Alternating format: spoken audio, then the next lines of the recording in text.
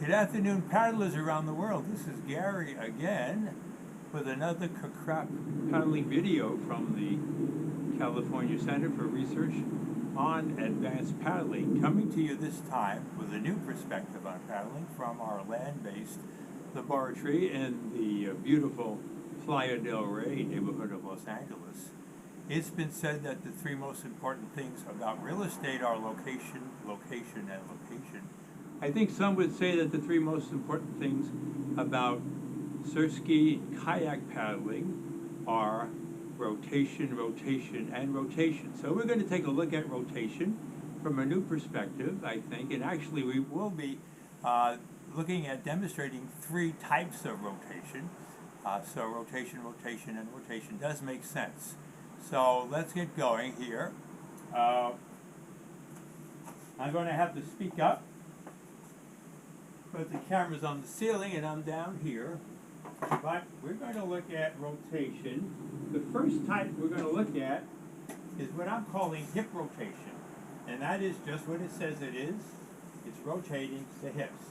Now the rest of the torso is of course coming along with the hips, and it is also rotating, but I'm not going to call that torso rotation because here I'm keeping the shoulders, the torso in line with the hips, right? So as long as the sort of the hip bones here and the shoulders are lined up, and if I'm moving around, I'm calling that hip rotation. So by putting my paddle here, I can show you what that looks like, and you will see right away that I get this by extending the drive side leg, making it longer, flexing the non-drive side leg a little bit more, non-drive side leg, say that 3 times fast, making it shorter. And if one leg becomes longer and the other one shorter, you're going to have to rotate. So there's your hip rotation, right? And again, I'm keeping my shoulders lined up with my hips. Now, another way of looking at that is this view here, which I think is going to be interesting. Consider my arms here, my legs in a sense, right? And this here is a hip joint where my leg attaches to my hip. This is the other hip joint, right? And so the arms or legs, I'm going to stop them both off slightly flexed, and I am going to now extend one and flex the other one, right? So that's basically what's happening. Here is the spine. It may be located a little bit behind the hip joints, but it's very close. So notice if I extend one arm and contract the other, or at least flex it, making it shorter, I have to rotate the pelvis. There's no way I can't have rotation if I'm doing that and you have normal joints that are connected to, you know, femurs to hips and etc. Right? So there you go. Notice that the rotation point is just where you'd like it on the spine, more or less, close to the spine. Now, I can screw that up a little bit. Let's say that I don't change the length of one leg, and instead I extend and flex the other. Now you can see the rotation point is more on the hip that is not going forward and back, or the hip joint, right? You can see that sort of, so now the rotation point is on that side. If I do that, it'll be that side. But typically, we're going to be going like this. So if you're doing this right, I don't see anywhere where you can change where that pivot point is. It's sort of where it is, it's determined anatomically, and there you go. So in that sense, hip rotation is easy. I mean, there's nothing to it. You just have to make sure that your legs are bending and you're going to be rotating your hip. You know, unless you're doing something like sticking your knees underneath, which you can't do on a Surfski anyway, or you're pushing your back against the back of the cockpit, and I always like to leave some room back there so that doesn't happen. So that's your hip rotation. Okay. So now I'm going to go on to another type of rotation. I'm calling this torso rotation, which involves taking basically the torso and rotating it on top of the pelvis, right? Sort of like this. So, and now my shoulders are no longer lined up with my hip, and I'm considering that torso rotation. I'm not bending my knees, so there's no hip rotation. So here we go, torso rotation, right? Now that's basically the type of rotation that I use as in sea kayak, where you sort of have your legs braced up against the end, and you're doing this as best you can. There's very little, if any, leg rotation when your knees are up against the kayak. You want to be one with the boat. You're doing Eskimo rolls and all this kind of other controls we don't do on a Surfski, right? So you can get quite a bit of rotation just with the torso, not the hips. So if we put it together, typically one way of doing that would be, let's try some hip rotation first, and then add to that, that's the torso. Bring back the torso, bring back the hip. Hip on the other side, now add the torso. Now we get even more rotation. Bring back the torso and the hip. So that's one way of doing that. I mean, it's possible to actually do it differently. You could do torso rotation first, and then more with hip. Bring back the hip, bring back the torso. Again, on the left side, that would be torso first, then hip. Bring back the hip, bring back the torso. More typically, I think what we see in Surfski and kayak paddling is they're both sort of happening at the same time, right? We may start off with the hip moving first, but then the torso kicks in and sort of adds to that, right? So this is how much rotation we can get by using both of them, okay? So in that sense, rotation is pretty easy.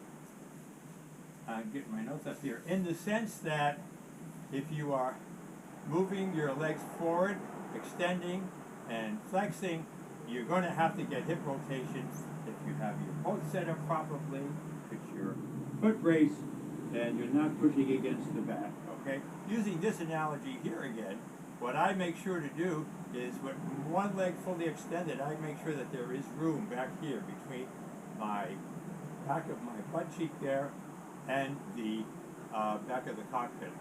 Same on the other side. So if there's clearance there, when I'm doing this, I will definitely have some clearance. So I don't understand why people shape up their tailbone if they have things set up properly.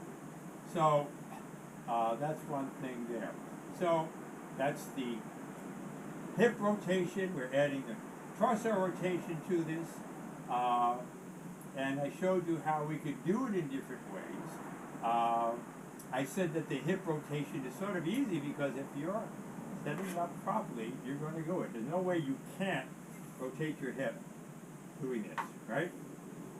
In a Surfski or kayak. And the torso rotation is sort of natural because we're set up to be able to do that. The spine is really flexible in all kinds of different ways. And one way is looking back around, okay? So that's easy. Now, what the hard part is sequencing that rotation with the paddle in the water. And that's something that I still don't understand. I understand that it's possible to start the rotation too early. If I'm starting to my leg drive or extending my drive side leg before the paddle is even in the water, that's just wasted motion. There's no way that can add to my propulsive force going forward. So it definitely can be too early. But how late should it be?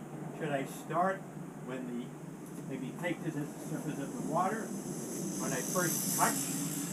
Right? Should it be wait until I get it just touching and then gradually ramp up that force? Or should I wait until the entire blade is submerged, or maybe half? I don't have a good feeling for that yet. But my coordination was, I was rotating from the videos I looked at too early, and I think I got that a little bit later now to get it in there. So this is, rotation, rotation, rotation. We have hip rotation, we have torso rotation, and we have just the total amount of rotation when you put both of those together. And as I mentioned, this is the only sport, I think, which really uses that rotation as the main force for moving forward, for human-powered motion sports. So that's what's different about it. And again, it's something that once you set it up, will happen fairly easily, something that has to be learned, taught, coached, because typically this is what novice paddlers do, right? And we want to use more of the core and legs in paddling. So there you go. How this is different from other perspectives. I've never seen anybody sort of tease out the hip rotation and the torso rotation, and I think that is of some interest. Particularly since, like in sea kayaking, there is not hip rotation and it's mostly torso. And the other thing is people talking about rotation being difficult or hip rotation, and I really don't see why it should be if you set it up right. They talk about, some mention that rotation point should be forward of the hips, a little bit forward or further back. Can't change that, I mean, as I can see. So there you go. So the easy part of the rotation is doing it. The hard part is coordinating it with the stroke, and I hope to figure out a better way of coordinating it. Come up with some perceptual goals. The perceptual goals for hip rotation, basically, if you see your legs doing this, you got to be doing hip rotation if the boat is set up properly, right? And I think you can sort of feel, to some extent, the torso rotation. Keep the legs together, right? So you have that as perhaps a perceptual goal. Okay, that's it for now. Looking forward to comments, feedback on that. So signing off with another paddling video from the California Center for Research on Advanced Paddling.